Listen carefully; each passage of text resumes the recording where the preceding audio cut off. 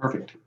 Yeah, as Elena said, we distributed the link. It's already out there. You should have both this training, the prior training, and also the Exhibit C template, which is the template for the insurance requirements. All of those should be on the desk manual. You don't need to access them for today's training. We'll walk through it. We'll have the provisions right here in the presentation. I knew it. It still isn't working to go down. 1 second.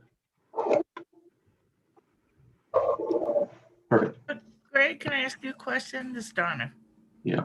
Is this the insurance class that you gave a couple months ago? No, this is different. Yeah, this is the follow-up to that one. The follow-up. Okay, great. Thank you. Yep. Yeah, as Donna mentioned, we did do the comprehensive training in September, and those tools are posted out on our desk manual, and this one is as well.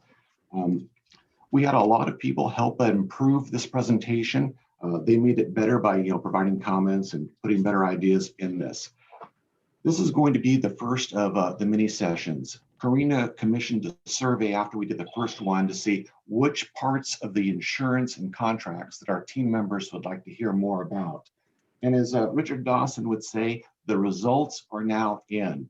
And the first one was the Exhibit C insurance requirements, how to use that particular template through our contracts and procurement process.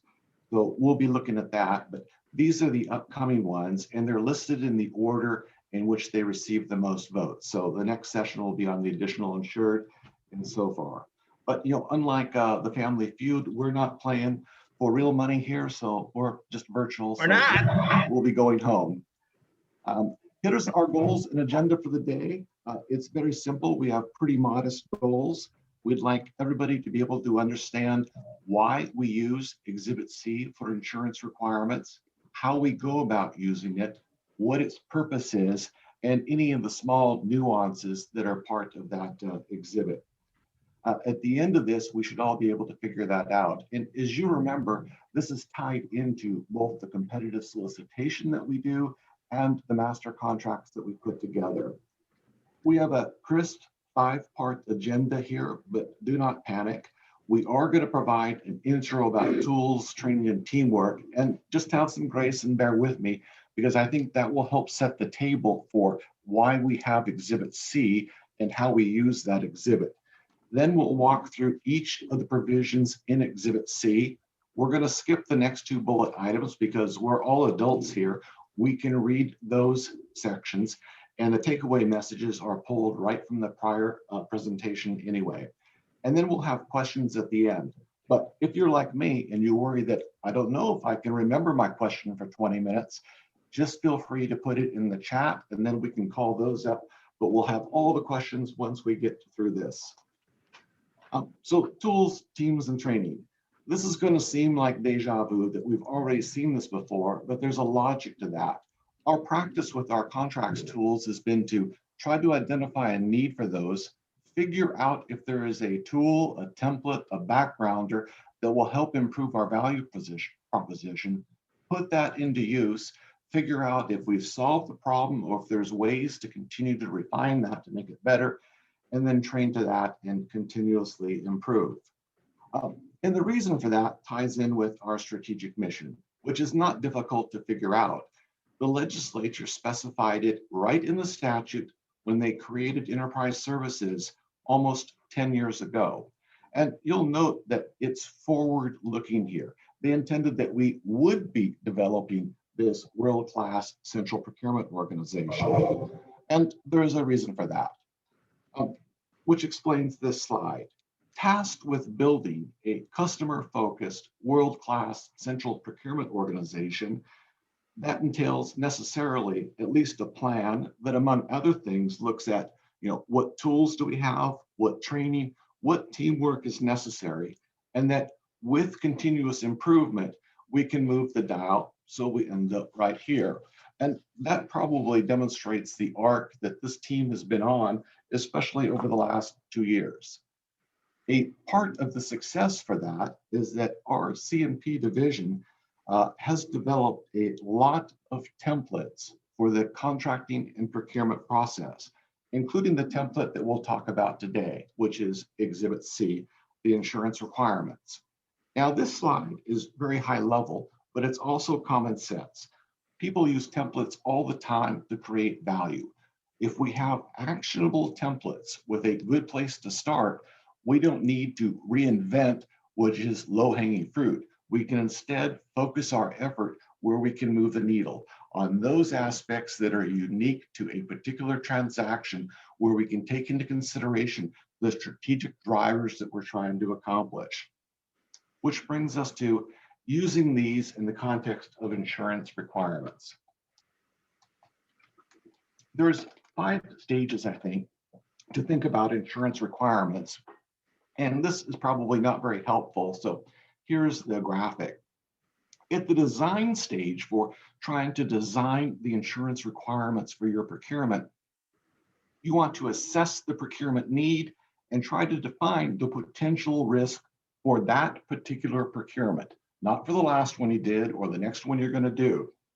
At the development stage, it's developing that procurement strategy and risk mitigation strategy, synchronizing them together to figure out, yes, these are the insurance coverages and limits that we think make sense for this procurement. At the do stage, it's, does this bidder have these requirements? And done, it's the contract's terms and conditions that are developed to address that risk and that are supported with the insurance requirements. You would think that we would end it done, but diligence comes after that. And that's the contract management, the performance-based contracting, making sure that that vendor still has the insurance after we've signed the contract and while they're performing that contract over the contract term. Now, we have lots of existing tools and these new tools that help us at each of these stages. I don't think that I need to read these slides to you, but you'll see that at each of those stages, we have a variety of tools and templates, including obviously the template that we're going to talk about today, Exhibit C. But we also have templates for the competitive solicitation, for the master contract, we have backgrounders for additional insured, we have training presentations for the competitive solicitation, as well as the contract, as well as the comprehensive insurance. And we've got a bunch of other additional resources that are identified at the end of this presentation. The road to a competitively solicited contract is not complicated. I mean, you could make this procurement process a lot more complicated, but it makes a point. The end result is a contract that real people use to deliver real goods and services that are needed. And in those transactions, there is some risk. That risk is something that we need to think about throughout the process, from when we begin to first identify the customer need to actually implementing and managing that contract. Now, slide does not suggest that our goal is to eliminate all risk. That's just too expensive and too inefficient, because sometimes the best answer is that we will make a strategic decision to assume a certain amount of risk when we're doing either our master contracts or our agency contracts. But that's an informed decision. That's why we don't just cut and paste these provisions into place. Which leads to the big question. It's not this, it's this. Informed procurement professionals use insurance requirements for 2 basic reasons. First, these insurance requirements, properly done, ensure that the contractor has the ability to pay for damages that they cause. Now, if we just did business with firms who could pay out of their assets or their cash flow for damages that they cause to us, that is a pretty thin slice of the marketplace. By enabling our contractors to have insurance, they are able to offload that risk, still protect us, and also protect themselves so that they can continue to operate in their business and not go bankrupt from a claim. Secondly, it protects the state from vicarious liability.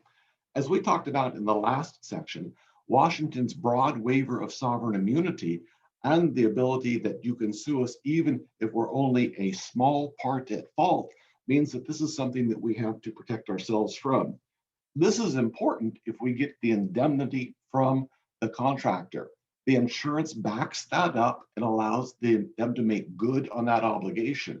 Otherwise, we're stuck paying for that. And that's fundamentally at odds with the risk calculation that has informed the contract. The bigger question then is, and also, you end up not doing business with people who are empty socks, right? If they don't have the insurance and a claim comes in and they don't have the money to pay for it, it's not like we're going to get money out of them. At that point, the liability will turn to us and we end up paying for these things. A bigger question here is, how do we avoid unintentionally disadvantaging small businesses? And this is an important consideration because when the legislature passed the procurement code after they created enterprise services, one of the directions was for us to develop procurement policies that facilitated access to government procurement by these small businesses. This was not accidental. The legislature obviously put that in, it's codified in the statute, but they put it in for a good reason. They are keenly aware that these small businesses oftentimes have an outsized impact on the local economy. And opening up government procurement to these businesses is an essential obligation that enterprise services has. The old legacy practices of inch thick or 2-inch thick, or even worse, standard terms and conditions, general terms and conditions, special terms and conditions, and even more terms and conditions, that fundamentally disadvantages small businesses. First, they're not staffed up with the support staff of large firms, and they are oftentimes not the incumbent vendor who knows which part of that contract is ignored, which part isn't. Rather, what we have done with our competitive solicitation and master contract is tailored those down in a deliberate attempt to open up the marketplace to all of these firms. It's the same with our insurance. It means that these provisions have to be designed with that particular procurement in mind. There are a lot of tools that we have on the table, and over the last couple of years, with increasing frequency, we are experimenting with a variety of these procurement strategies and risk management strategies to appropriately open up state procurement so that small businesses can compete in a fair and open way. Sometimes that means disaggregating the contract, not having a bunch of different goods in it, but separating out particular goods so that small vendors can actually participate. It may mean geographically unbundling it, or unbundling it by size or the type of service, or even having reserved awards for small. But there are a lot of opportunities on there, and the insurance requirements need to be tailored to those issues. The biggest question of all, though, is probably, why can't I just copy the insurance requirements, or why can't John and the Office of Risk Management issue an edict that these are the insurance provisions that we need in every single contract? And the answer to that is pretty simple.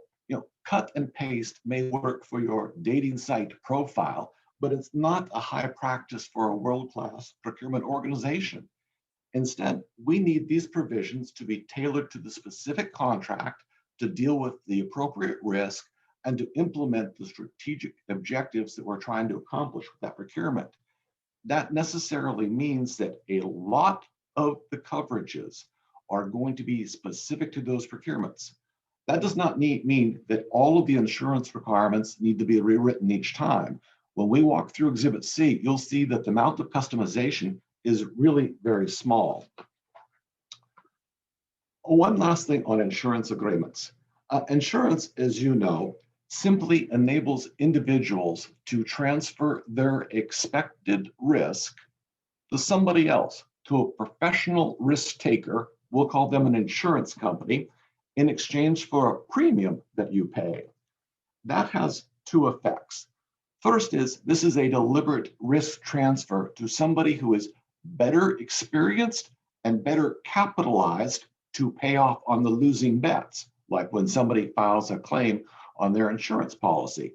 Second, it enables loss sharing. Insurance companies are sophisticated entities. They are in the business of paying claims. That's what they do every day. They do statistical modeling to figure out we are going to pay claims. Their goal is to get enough premiums, invest those to make enough profit to pay those claims successfully based on their algorithm and have enough left for the profit to do so. Here's a quick example. Suppose you've got 1,000 individuals and each of them has a $250,000 home. And on average, what our experience tells us is one house is going to burn down each year. Without insurance, the maximum loss is $250,000, the poor guy whose house burned down. Now, if instead you have insurance, assume all these people get insurance. The average loss now, very simple math problem. It's the 250,000 divided by 1,000 insured people. So the cost of the house divided by that, because only one's going to burn down a year. And so your expected loss is $250. Insurance then transfers the risk to the professionals and it locks in. You trade the risk of losing $250,000 for the certainty of paying your premium, which is $250. So Exhibit C, here's where we dive into it. Oh, do not worry, we are not going to go back to the Jurassic, but we are going to go back to our standard master contract. We are developing the same set of tools for our internal contracts unit, but we obviously won't use the word master and things like that. And in that master contract, you guys know we have a section on insurance. That insurance section does two very simple things. First, it says, hey, contractor, you have to provide the insurance set forth in Exhibit C, the insurance requirements. And second, it says that you have to comply with the workers' compensation statute, like as though they have a choice. We then have Exhibit C, the template, which is the actionable place to start that we attach to the contract, which is attached to the competitive solicitation. It has 9 sections. And we are going to have mini sessions. This is the first one. And as we talked about, here they are. So the second one is going to be on the additional insured. Then we're going to do certificate of insurance. And then we're going to deal with the insurance coverages. Our team members have asked for updates on cyber, professional liability, excess and umbrella, workers' comp and employers' liability, CGL, and commercial auto. Now, that sounds like a sleeping pill, but we are going to try to make each of those interesting. And so if we've got questions about those, we'll deal with those in those mini sessions. But all of those impact that first section. And that's really where the effort is on this insurance exhibit. So the exhibit itself, it has 9 provisions, and these are designed. I mean, John and I worked on this a great deal of time to come up with this. It is designed to be a fair and balanced approach to insurance requirements that provide some protection for the state and its taxpayers and only require modest adjustment. So the wording is designed such that we only have to tinker with 1 or 2 provisions, although some very, very experienced contractors may try to invite us to tinker with some of the other provisions. The customization, as you know, occurs in 2 spots. First, it's the insurance obligation. That's where we specify the coverages, the amount of coverage, and the type of policy, and also the certificate of insurance. But the work ask is here, we just have to put in a contract number. So the insurance exhibits. When we walk through this exhibit, we're going to be using the exhibit for the master contracts, simply because there's more people that work on those than work on the internal. But we are developing very similar one for the internal. There just won't be references to master contract or purchases from the master contract, things of that nature, because if we did that, they would think we're beginners. So here's the insurance obligation. Sometimes you'll hear people talk about this as the coverages or the coverage limits or the minimum coverage limits. All of this is written into the agreement, and then A through D are placeholders. This is where the action is required. Although we have language set out for A, B, and C, and it's very unlikely that B or C will ever change because those are the statutory workers' comp, and then we have to have employers' liability because Washington's an odd state. The CGL, we specify right there that it is an occurrence-based policy, and we put the limits in there. But this is where the chili hits the cheese. When we're designing the procurements, this is what you're thinking about. What type of risks are there? And what, if any, insurance should I require? So if I'm buying culverts, I probably do not need cyber risk liability or professional liability, also sometimes called E&O liability, or crime dishonesty. But if I'm doing a different type of procurement, I may need those types. So last time we spoke about there is a whole litany of different types of coverages out there that might be applicable to goods and services contracts. There's even more once we start talking about real estate or public works or other aspects. And we provided a framework for how to think about this. We had the red column there, which was the fairly routine insurance coverages. And you'll see that 3 out of 4 of those are already detailed in our standard template. The only one that's not is the commercial auto, because sometimes we have contracts where people are providing remote services or they're drop shipping mouse pads to us, and it's completely inappropriate to require them to get commercial auto in those situations. And it's easier to add that in as part of our deliberative process.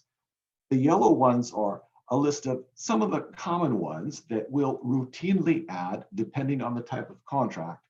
The green, those are just ways of getting to your minimum limits of how we might stack or utilize excess or umbrella insurance to get there. And the final one, they're oddballs. These are rarely required, but sometimes they can be fidelity or surety bonds. Now remember the coverages. There's no easy. John is not sitting in Office of Risk Management hiding the solution that might work for every single procurement. There's no one size fits all. These have to be customized, and you can't just have these boilerplate provisions that disadvantage small businesses. We create value for our customers, and we open up procurement by designing these provisions specifically for the contract. So there are 2 questions here, and the first is the coverage limits. And there's no crystal ball. It's unfair for us to call up risk management and say, hey, we're going to throw in some commercial auto. What should be the limits? Well, that's going to depend on what the transaction is. What is going on there and what is being carried? Because, like if it's a truckload of gasoline, that's a lot different than a virtual speaker. And it's the same thing for the coverages. Here's what do we have to figure out the important factors when we're doing that analysis. What is that particular type of contract? Are they actually going to be on site? What activities will they be doing? And also our risk management strategy. Because some points, getting that last bit of risk protection, it just isn't worth the squeeze, right? It costs too much, or it would impose too much burden on the other side.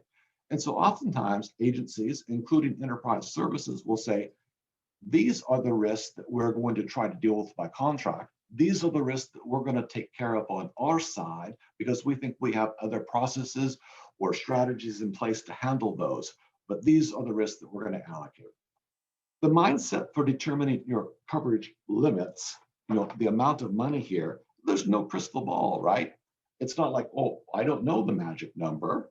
And, there's a process, an analysis that you should follow. It's, again, evaluate that risk. If they're designing products for us that may be defective, if it's a transaction for food that may have E. coli in there, those are fundamentally different than buying a culvert or buying something where the nature of the product doesn't have those types of risks. We then specify both the coverage, the minimum amount of coverage, the dollar amount, and sometimes the type of policy, whether it's an occurrence or a claims-made policy. Now, that said, there is a starting point that risk management has provided us for some of these coverage limits of the most common types of insurance coverage. So for the CGL, which we require in every contract, I believe, it's $2 million for the occurrence and then $4 million for the aggregate. Those are not high numbers. The workers' comp, we don't get a choice. It's the statutory limits. And the employer's liability, it's 1 million, and that again is not very much. The commercial auto, presently, it's at 1 million per accident, but in any big accident where someone is hurt, $1 million, does not go very far. The other coverages, there's no crystal ball again, so it's identifying the particular contract, what's going to be happening, and then figuring out the appropriate minimum coverage for that lines up with our whole range of procurement objectives here, including getting small businesses on board. Remember, these are starting points. Sometimes it's going to be appropriate to raise those limits. Sometimes it might be appropriate to lower those limits. So section 2 of exhibit, this is the insurance carrier rating. Here we focus not on the contractor, we're focusing on the insurance firm that the contractor is using. And the reason for that is pretty simple. Insurance is a promise to pay money down the road. So that's a bit of a gamble, because if down the road that entity doesn't have any money, well, we've got a problem. And that problem is there is no money. So we want to make sure that whoever our contractors are getting their insurance from is not somebody like me. It's somebody that has a ton of money and is financially stable. And so this is a make versus buy decision. We could staff up and try to get organized and get backgrounds in actuarial studies, economics, finance, to try to figure out how to evaluate the thousands of different insurance firms out there. Or we could find somebody who does that for a living every day. And that's AM Best. They've been doing this since 1899, and they evaluate thousands of insurance companies. And they give them a grade. The grade is 2 parts. Part 1 is their financial strength. And that is from an A++, because in 2021, no one just gets an A, all the way down to an F. They also look at the financial size of that entity. Are they a little small firm with only maybe $1 million, or are they a ginormous firm? And here, to confuse things, they use Roman numbers. So let's look first at the financial strength, because in our section 2, as you saw back up above, we specify they have to get someone rated by Best at class A- or better and class Roman numeral 7. So on the financial strength, they have 2 different buckets. They have firms that are secure, and if you have a B+ or better, you're secure. But if you have a B or below, you're vulnerable, which means we shouldn't be doing business with them. But we're even a little bit more picky. We say we only want to do business with firms in the top 2 categories. And so if you are excellent, what Best says that means is that you have an excellent ability to meet their ongoing insurance obligations. Because remember, our contractor isn't the only person they're insuring.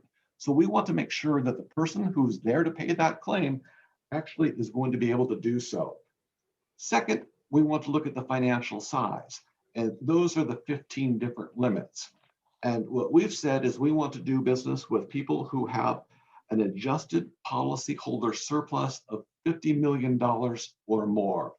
And that is not a lot of money until you get up even higher, but we take it from 7 and up for our people who we can do insurance with.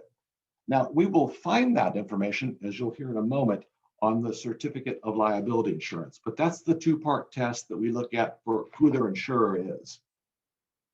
Section 3 is the additional insured. This is designed to provide a risk mitigation strategy for when a contractor's negligence adversely impacts the state. So what we say is that, hey, on certain of these policies, not all of the policies, but commercial general liability, commercial auto, and pollution, you must identify us as an additional insured and have the policy endorsed that way. Now, we're going to be diving deep into additional insured because it's a little bit contentious, but more overblown than it should be.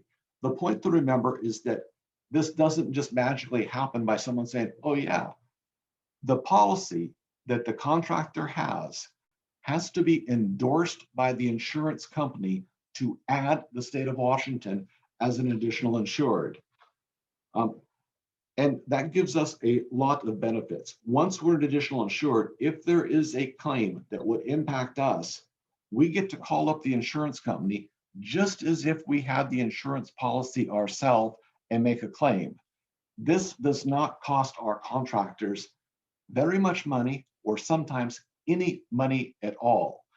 The insurance people who do risk studies for these things view this as a marginal cost because they're already taking the gamble on the contractor itself and they're adjusting the premium for that.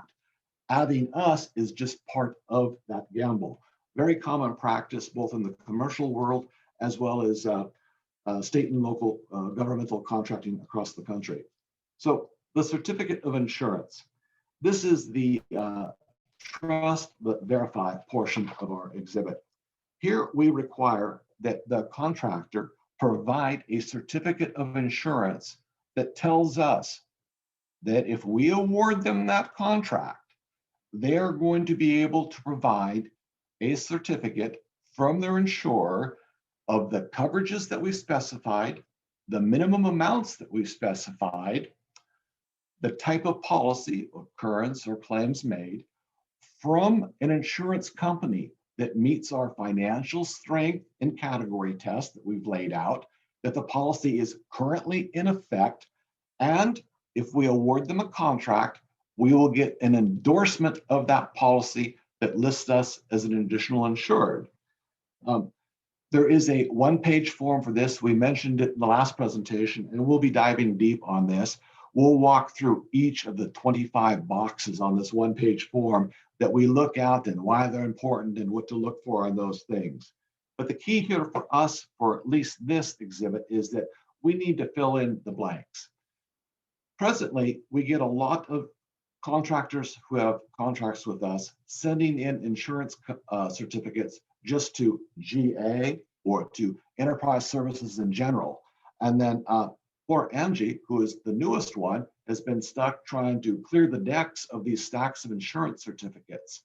So one of the solutions that we came up with, because previously we had the bolded language in there, was put our contract number in that certificate so that we can tie it up and match those records. And we are getting some results, but not perfect results with that. This is an effort to increase their ability to get that properly labeled. And you'll note that it's two-part. We put in both the number of the contract as well as contract topic. So like master contract 1, 2, 3, 4, 5 for culverts. And the reason for doing that is that if somebody transposes a number, because we have the actual name of the contract on there, we can still figure out which contract it belongs to. And we'll provide it there for both the mail or the email, because increasingly we are getting these certificates by email. But this is just record keeping and basic contract management, help it make us easier for us to things and ensure that our contractors do in fact have the insurance. When we go through the mini session on the certificate, these are the things that we'll be looking for on that certificate so that we can verify that the coverage is. You'll recall that we already have a tool that has this whole checklist set out in full, that the limits are what we requested. In essence, that when we put out the insurance requirements as part of our competitive solicitation, the certificate we got back, check, check, check, check, right? Sometimes they don't, and that's where we have to call them up and make further inquiry to make sure that we get these things correctly. Now remember though, there's more, and it's very much more exciting than Shark Week. A certificate of liability insurance, that first form we get, is not worth much, right?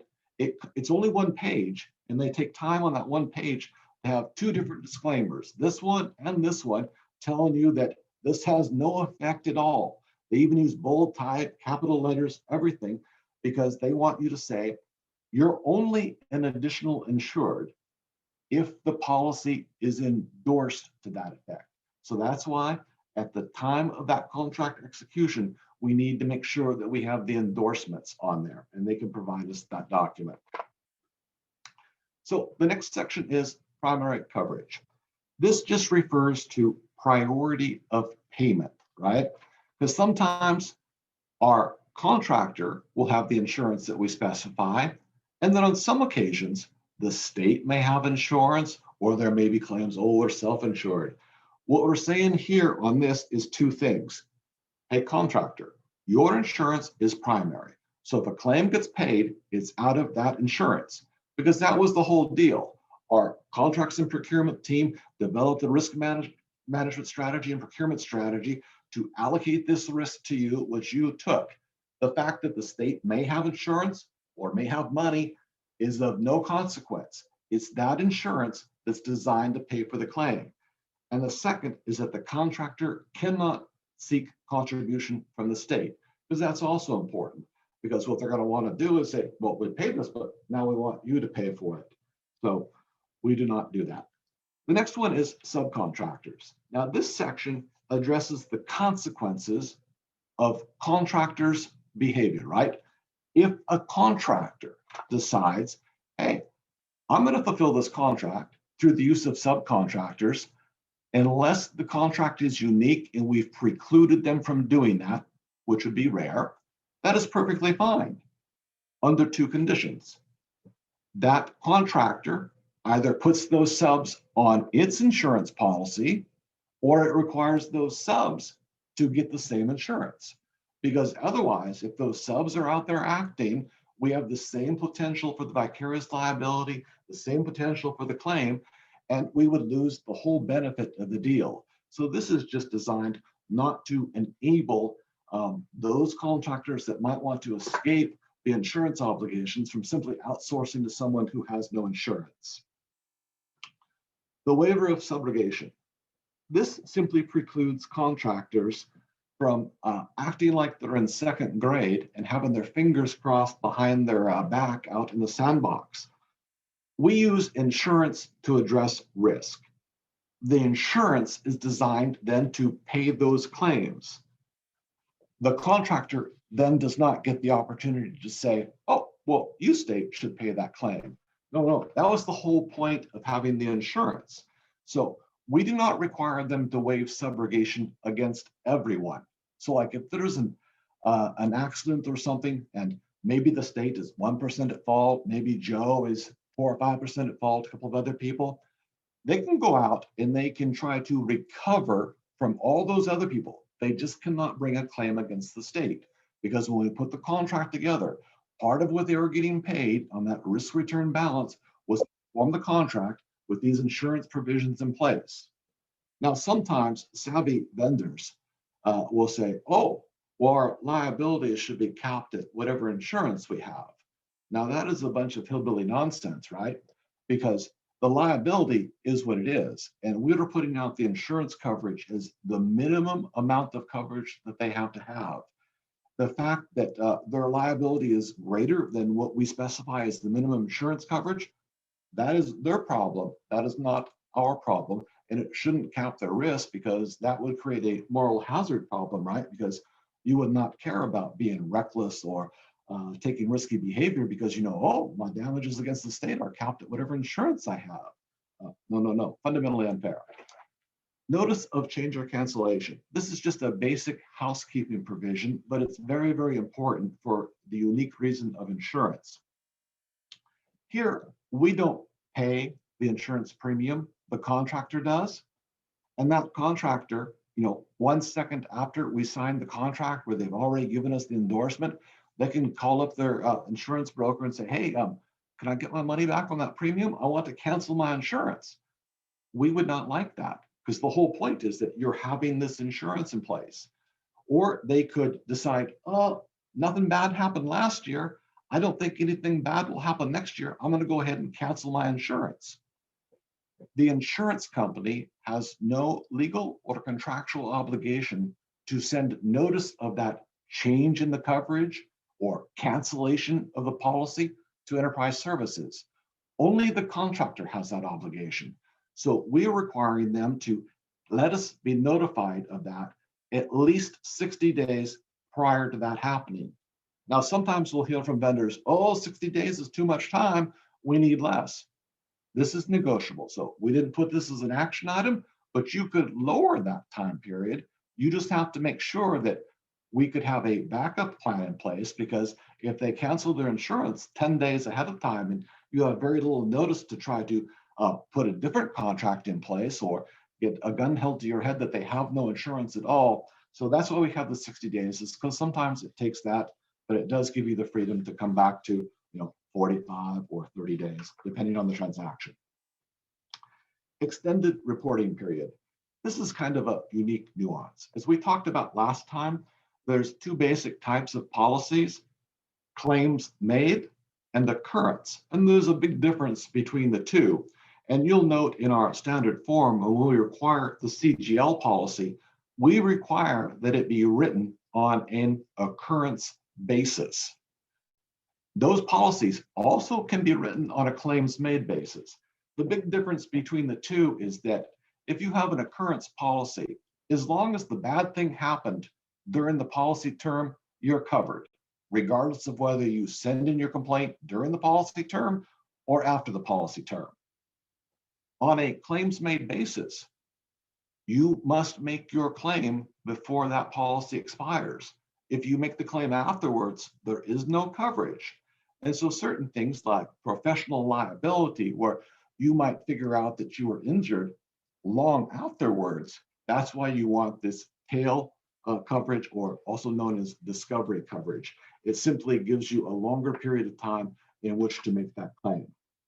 So now we're at the takeaway messages, but those repeat what we said before, and we have the additional resources. So all the rest of the time is free for all to stump the chumps.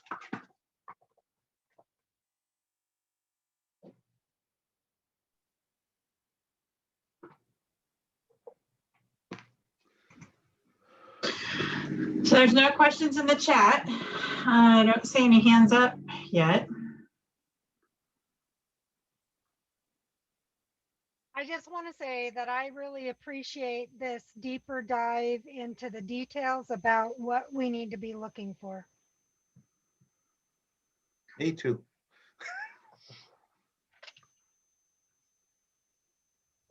Kelly?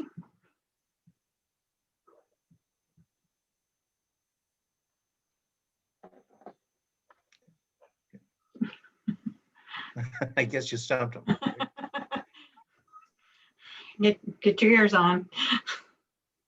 I'll just throw a comment then. I think a lot of this is very, very helpful, and all these mini sessions are going to be great. I think a lot of my team, generalizing my team's concerns, are going to be about the individual contract terms, like what are insurance types, like what is out there. That one slide that you had that had all of them there, and then the always, maybe, rarely kind, the the yellow, green, red, gray. That is where a lot of our cheese is going to hit the chili, as Greg would say. And I know we're going to have mini sessions on that, so don't be surprised if there are both are and aren't.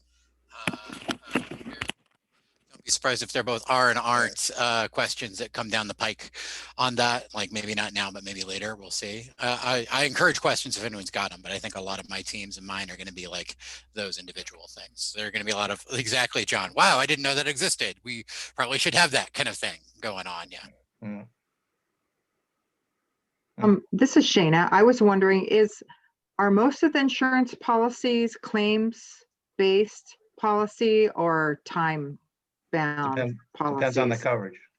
I knew you were going to say that.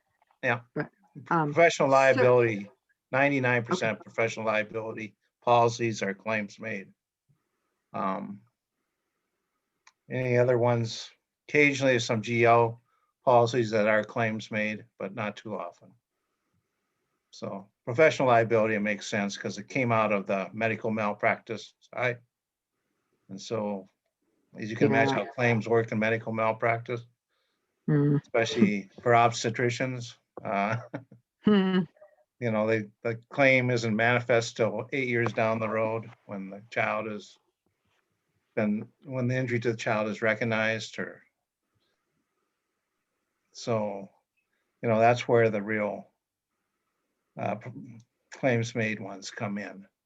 Now, just all you have to remember on claims made is you have to extend that policy, because if you don't, the policy ends, like Greg says, that if you don't get your claim in during that claim period, you're out of luck. And sometimes we have policies that switch from occurrence to claims made. You have to be careful there too. So we don't want to lose the gap in coverage, is what I'm saying.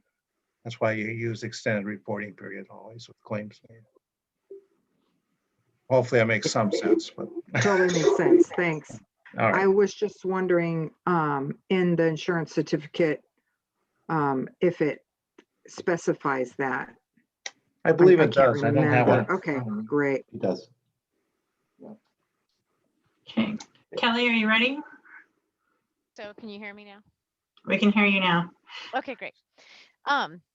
Well, first, I just wanted to thank you all for doing the training. I found it really informative. And I think you answered my question. So I just want to make sure I know, like I heard what you said, because I got a question from a vendor, a couple of days ago about who do I make this out to? You guys are going to get an addition, I'm asking them for a certificate of insurance, and their insurance company was saying, well, who do I put in the, not the additional insured, but they wanted to know what address and what's the name of the agency that you want this COI made out to. So what I heard you say was that we give them that it's DES and our mailing address and that whole form, which is, thank you, because I hadn't seen that on the desk manual before. And then, but that the additional insured is that directly quotation, the state of Washington and its authorized purchasers, that's what they need to do that additional endorsement in.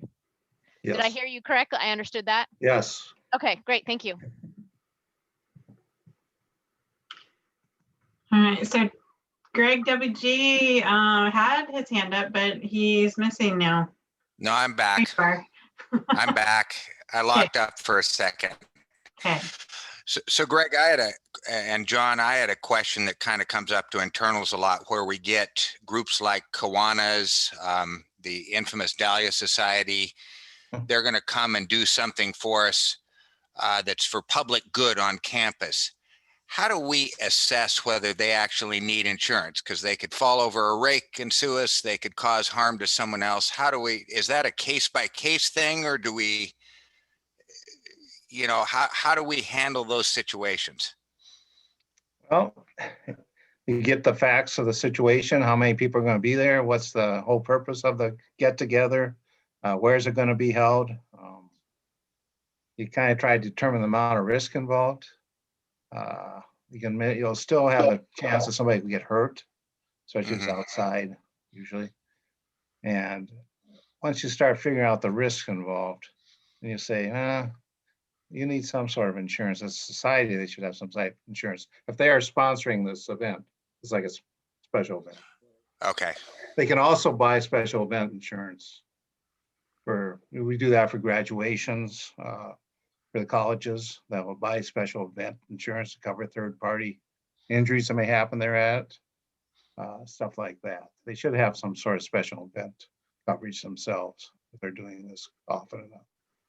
That's Okay. not a coverage. We didn't list it there, but that's used a lot. Okay. Yeah, we often get the attitude of, well, we're coming and doing something good for you, and yet you want to hit us for insurance and make us insure ourselves. So that helps a little bit. All right. Special event insurance isn't all that expensive anyway, is it? No, it's not that expensive. Depends on, the size of the crowd, where it's at. Okay. No, it's not. Thank you. Yep.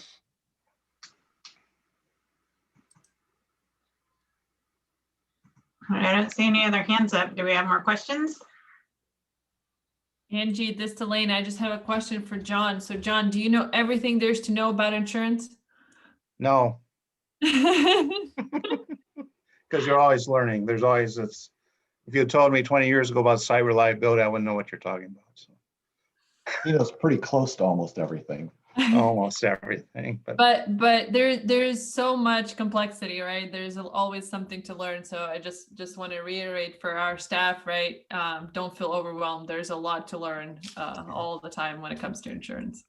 Your task will be trying to find the risk in whatever's happening, and how to insure that risk. And it's pretty easy on most of the general ones, but if it's something unique, you got to look at and then determine the amount of insurance to cover it. And that's usually based on the contract size sometimes, but you can have a small contract that has a lot of risk in it. Doesn't actually, it's not directly related, the cost of the contract to the amount of risk in it. You have to remember that also, so. It may require greater insurance than you would thought, looking at the size of the contract. One thing I was going to mention, and Greg didn't mention, but we're talking about the cancellation of policies, that section, and being notified of that. It's also important that they notify us for changes in the policy. If all of a sudden they have an exclusion in there that excludes whatever they're doing for us, we just lost that insurance. But we don't know that because they didn't send us something saying, here's an exclusion that we've added to the policy. So we have to be careful on that. That's why it's good to have a copy of the policy, read it, read the exclusions. It's very important. And that's why we should get the policy after you've gotten a certificate of liability. Ask them for the policy, this coverage. What, you may have questions on certain coverage. Ask for the policy that covers that if you get that, which includes exclusions and stuff. So that's oftentimes why I know are nuclear things covered and there's GL policy. A lot of people ask that question. I say probably not, but you should check the policy. You know that. So it's really it's like a Sherlock Holmes thing in a certain way. You have to look for the risk. How much risk is there really there? And then you come up with your numbers. And I definitely can help you on numbers sometimes. We all have different patterns of taking risks, assuming risks, so that affects each person. Some are big risk takers, others don't like taking risks, so they're very conservative and want more insurance. But you know, you do this long enough, you get used to what amounts to use. It used to be 1 million per occurrence, 2 million aggregate for the GL coverage. Well, that covers legal expenses as well in that policy. We found out that, you know, dollar doesn't go that far nowadays as it used to. So that's why we doubled those limits, the 2 million per occurrence, 4 million ag. Do you know what aggregate is, everybody? Okay, good. You'll be tested next week. But really, there's different aggregates too. There's just specific aggregates and then general aggregates. So that's why you look at, when you get the certificate of liability, I think you'll find once you look through that stuff, there's a lot of information there that you didn't expect to see, but it tells you an awful lot. And it's a good thing to have. It's a certificate of liability and have it signed and make sure it's in the current year that would cover your project. Sometimes I've run across ones that had an expired policy on it. We'd like to see the new policy if possible, or gives a new seal, certificate of insurance. And those are written out by the broker of the contractor. So they're pretty well done. Speaking as a former broker, they're pretty good. They know the policies really well and often you'll get questions from the broker of the contractor. Oh, why do we have to have this? Or something like the famous installation floaters versus builder's risk. You know, do I need an installation floater? Well, if you're putting in a parking lot, I don't think you need an installation floater. But if you're putting in a whole air conditioning system, stuff like that, an existing building, yeah, you need the installation floater because they're going to be testing that stuff afterwards. And if something happens or fire starts, it's good to have that extra policy in there. And it's important to remember, builder's risk is entirely for building new buildings. So it's not for existing buildings. That's the difference. It's good to remember that. And that's usually, sometimes that's picked up by the contractor. He buys the insurance. We have been known to buy insurance. Washington State University buys builders risk insurance for their construction projects. They handle that side of it. So, you know, sometimes that happens. The contractor doesn't buy the insurance for it. We do. But it all depends on the project. And in the old days, there used to be a thing called wrap-ups. And wrap-ups were good. I mean, I know a few large companies use them, like Weyerhaeuser, for building their buildings, basically. And what a wrap-up does, that means that the owner handles all the insurance. He buys the insurance. Instead of having 20 subcontractors, contractors on this project buy each separate insurance for themselves, you can imagine the additional cost involved there. This way, the owner handles the claims, handles the insurance. It's under one book, and it's amazing savings and costs. And it's actually better for watching things as far as workers' comp injuries, stuff like that. So there's a lot of interesting stuff out there. The big joke about wrap-ups was that wrap-ups are like babies' diapers. They sometimes leak under pressure. So you have to you have to make sure that they're done well. We don't have wrap-ups for the state, unfortunately. The Diane, state got- Yeah, Diane had a question. Did you put your hand, did you still want to go forward? Just quickly, can you tell us what the difference is between specific aggregates and general aggregates? well, specific aggregate is for a certain part of the project. Huh. And they'll name what that aggregate is for. General aggregate is just for the whole project. Here's the aggregate cost. Okay. And, you know, so you're, the most you're gonna get out of the policy. Okay, as the name dictates. Okay. Yeah.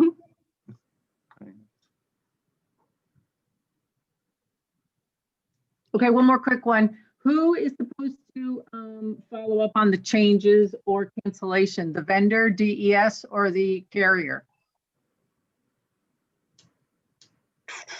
The contractor should tell you about that.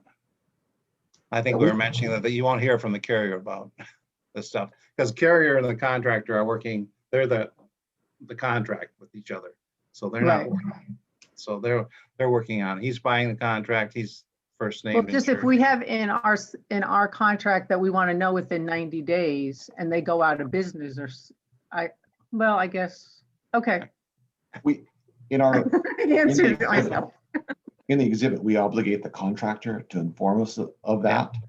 Yeah. Now, bad contractors, you know, there's a potential there for misbehavior, but the insurance provider, they're not going to tell us because they've got no obligation to do it. Right. But that's one of the reasons that we asked for that annual certificate of liability insurance. Now, that only gives us that snapshot in time, and unscrupulous people can, you know, not have the insurance coverage, and that's a risk that we have in every single procurement. But if that happens, you know, they're in breach, and that's, you know, deliberate. That's something that people get debarred for.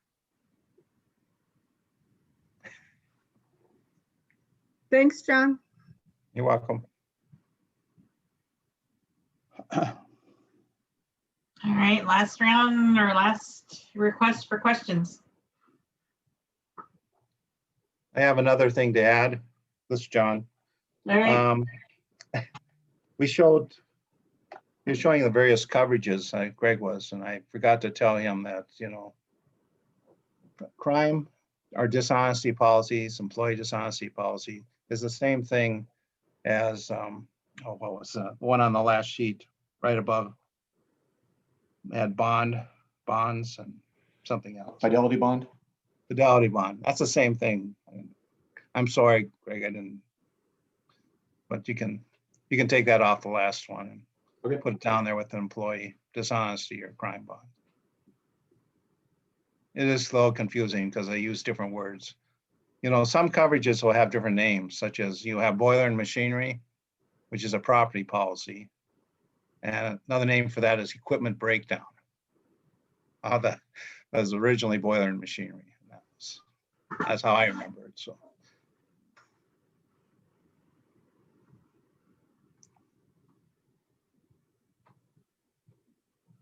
no more questions?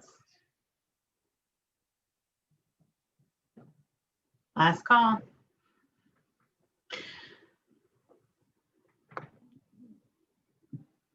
All right, well, we thank you for joining us. As Greg said, all of this is posted on the desk manual. I will be sending out notifications because we've chosen our next date for the follow-up mini session. So you'll get your invitations for that. Anything else, Greg or John? Nope. Thank you. All right, thank you. Thank you. Thank you very much. Thank Great you. Thank you. presentation, Greg. Thank you.